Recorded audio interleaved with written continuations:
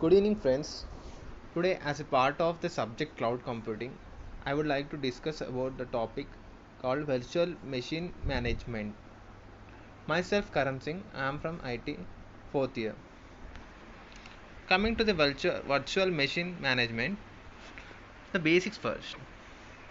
Virtualization is the creation of virtual version of something, such as an operating system, a server, or a storage device or network resources.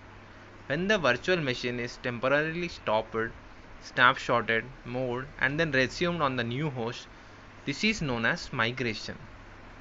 A snapshot is the state of a virtual machine and generally its storage devices at an exact point in time. A snapshot enables the virtual machine state at the time of the snapshot to be restored later, effectively undoing any changes that occurred afterwards. This capability is useful as a backup technique. For example, prior to performing a risky operation, virtual machine migration refers to the process of moving a running virtual machine or application between different physical machines without disconnecting the client or application. Memory, storage, and network connectivity of the virtual machine are transferred from the original guest machine to the destination. In simpler words, moving a virtual machine from one host to another. In the diagram, we'll get to know clearly. Why is it needed? Load balancing.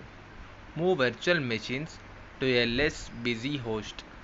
Make use of newly added capacity. Maintenance. Move virtual machines off a host before it is shut down. Recovery from host failure. Restart virtual machine on a different host. Virtual machine migration types: cold migration, warm migration, live migration. In cold migration, shut down virtual machine on host 1, restart on host 2. In warm migration, suspend virtual machine on host 1, copy across RAM and CPU registers, continue on host 2.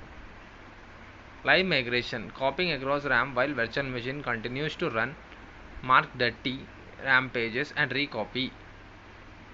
Virtual machine memory migration techniques.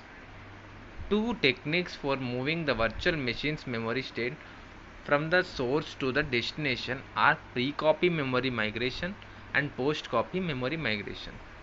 The memory migration in general can be classified into three phases: push phase, stop and copy phase, pull phase. In push phase, the source virtual machine continues running while certain pages are pushed across the network to the new destination. To ensure consistency, the pages modified during the transmission process must be resent. The source virtual machine is stopped. Pages are copied across to the destination virtual machine, and then the new virtual machine is started. Pull phase. The new virtual machine starts its execution, and if it accesses a page that has not yet been copied, this page is faulted in across the network from the source virtual machine. These are the techniques of memory migration in virtual machine. Pre-copy memory migration. Warm-up phase. In pre-copy memory migration, the hypervisor typically copies all the memory pages from source to destination. While virtual machine is still running on the source, if some memory pages changes during this process, they will be recopied. Stop and copy phase. After the warm-up phase, the virtual machine will be stopped on the original host. The remaining dirty pages will be copied to the destination, and the virtual machine will be resumed on the destination host. The time between stopping the virtual machine on the original host and resuming it on the destination is called downtime, and changes from a few milliseconds to seconds according to the size of memory and applications running on the virtual machine. This is nothing but pre-copy memory migration. How it happens? The reason behind it is the approach behind pre-copy is to transfer the memory to the destination over a series of iterations. Preparation live pre-copy rounds, and then pre-copy timeline is from round 1 to round 2 and round n, and downtime and resume time. After that, the resume time. Post copy memory migration. In post copy, virtual machine migration is initiated by suspending the virtual machine at the source. With the virtual machine suspended, a minimal subset of the execution state of the virtual machine is transferred to the target. The virtual machine is then resumed at the target. Concurrently, the source actively pushes the remaining memory pages of the virtual machine to the target, an activity known as pre-paging. At the target, if the virtual machine tries to access a page that has not yet been transferred, it generates a page fault. These faults, known as network faults, are trapped at the target and redirected to the source, which responds with the faulted page. The post copy sends each page exactly once over the network. In contrast, pre-copy can transfer the same page multiple times. If the page is dirtied repeatedly at the source during migration, on the other hand, pre-copy retains an up-to-date state of the virtual machine at the source during migration, whereas the post copy, the virtual machine state is distributed over both source and destination. If the destination fails during migration, pre-copy can recover the virtual machine, whereas post-copy cannot recover. How it happens? In contrary to pre-copy, post-copy transfers the virtual CPU and device states on the destination in the first step and starts execution on the destination in second. In the diagram, we can clearly understand how it happens. First, preparation live, then downtime, non-paging memory, and resume time is done during the post-copying pre-paging. Hypervisor. Hypervisors, or the virtual machine monitor, is a piece of computer software, firmware, or hardware that creates and runs virtual machines. A computer on which a hypervisor is running one or more virtual machines is defined as host machine. Each virtual machine is called a guest machine. In virtualization technology, hypervisor is a software program that manages multiple operating systems on a single computer system.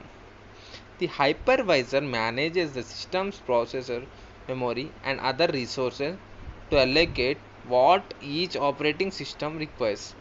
The hypervisors are designed for a particular processor architecture and may also be called virtualization managers. Hypervisor types.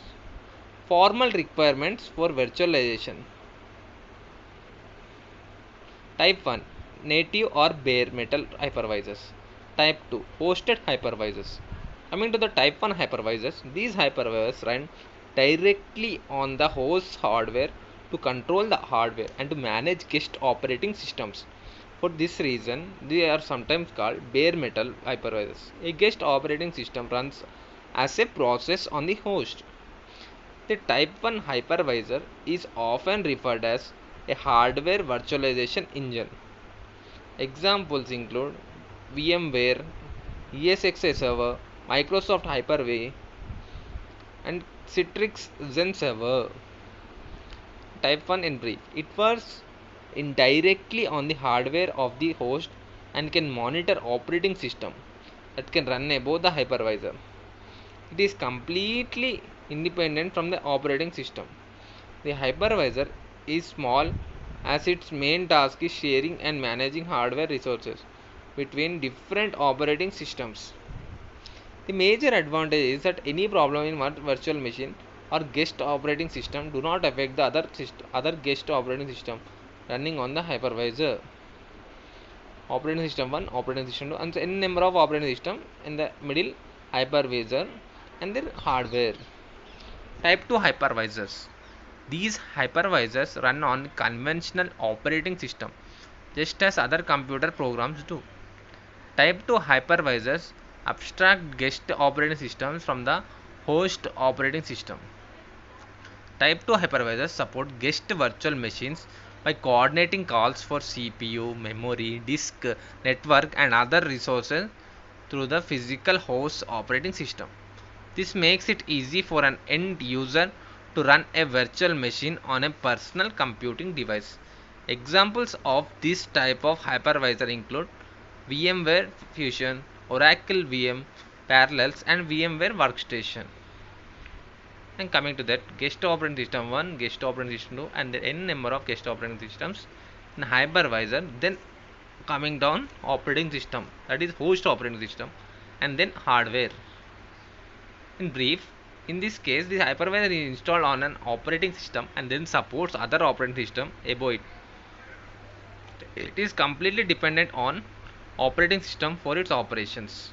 While having a base operating system allows better specialization of policies, any problem in the base operating system affects the entire system as well as even if the hypervisor running above the base operating system is secure. Thank you. This is regarding my topic.